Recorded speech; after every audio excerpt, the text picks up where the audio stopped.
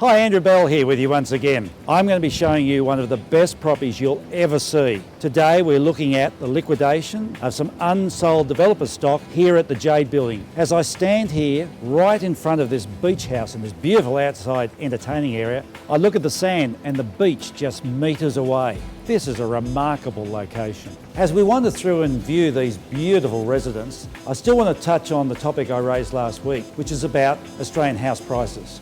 Over the past few weeks, we've talked about all of the national fundamentals, and they do affect all parts of Australia, but to varying degrees. Interesting, for most of Australia, house price growth over the year up to the end of December 2010 was somewhere in the 10 to 12% range, and most of that growth occurred in the first half of 2010. As we touched on, the second half saw some concerns about the economy and of course our own political situation, and that created some nervousness. But the fact remains that there was strong price growth through most parts of Australia last year. And that of course means that some markets may have reached near the capacity of their price growth, whilst others are now very attractive. What we do know is on the current population growth, we require between 190,000 and about 200,000 new residents per annum. Yet, the residential constructions are well below the trend line. They were down 9.9% over the past year, constructing only about 172,000 residents and falling still rapidly in this year. Now, rising interest rates, when they do come through, will slow construction numbers even further. We expect that during 2011, there'll be about 167,000 constructed. So clearly, needing around 200,000 new residents a year and only constructing somewhere around 167, we're well below the construction levels required. You know, a really interesting statistic is that a decade ago, 30 cents out of every dollar spent on housing was for new homes. Today, that's less than 10 cents in the dollar. So one of the most fundamentals of the real estate market, being population growth and construction levels, is certainly saying we're staying in a shortage zone. Out of interest, I'm putting on screen right now the latest graph that shows the balance between dwelling approvals and population growth. We can see the top line is the population growth, but it is trimming back as discussed in the past few weeks. Down the bottom you will see the total quarterly dwelling approvals. Now that's not construction, that's dwelling approvals. But it does show the huge gap between the two. Before we go on with a little bit more information, have a look at this great feature. This is the preparation area of the kitchen, out of sight for the visitors to your dining and lounge areas. This is the more visible area, which is the servery area of course. And now step over here where you find a great breakfast area, overlooking the swimming pool, out to the Pacific Ocean. What a setting to enjoy your breakfast or even your evening meals. So from a population growth, construction level balance, we're in a really good position, unlike many other countries that have had massive price falls because there's been an oversupply of property. We're well balanced on that front.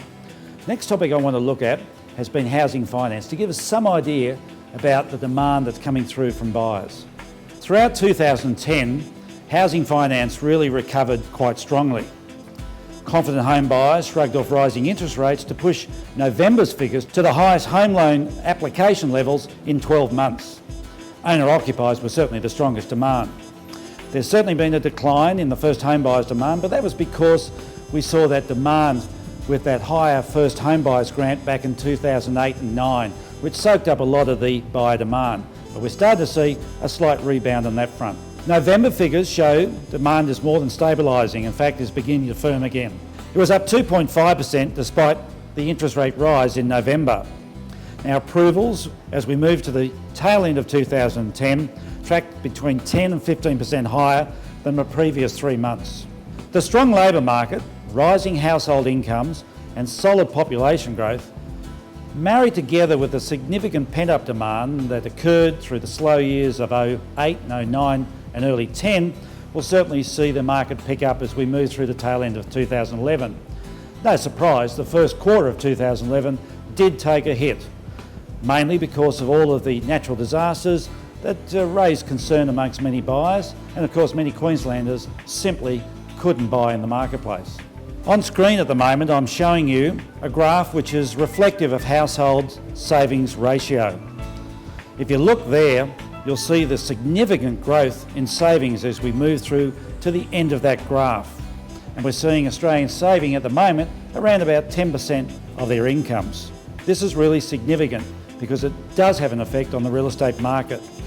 In addition to this beach house, we also have 4 one-per-floor apartments in this magnificent complex. You might be surprised to know that incomes of Australian households passed the 1 trillion mark for the first time in the year to September 08. The latest figures show this is now trending towards $1.1 trillion. Household balance sheets are in good shape, according to the Reserve Bank.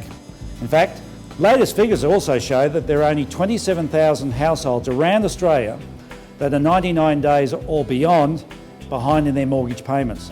You know, that represents 0.3% of all Australian households, or 0.56% of households with a mortgage. So the foundations of property prices here in Australia on pretty solid grounds. What I want to touch on next week is a question as to whether there is a housing bubble. Lots of people have talked about it, but I think you'll find it very interesting. Well, I hope you've enjoyed your tour of Jade. There's a lot more to see. I encourage you to come and have a look. I've got the details of Robbie Graham and Michael Willems on screen, so you know where to contact them. This is an Expressions of Interest campaign, and we invite you to submit your contracts.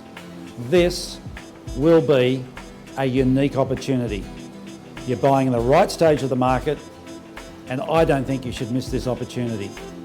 In fact, we're here in the office, and I invite you to fill out your contract just here when you come to visit. Thanks for your time today. Look forward to catching up with you soon. All the best.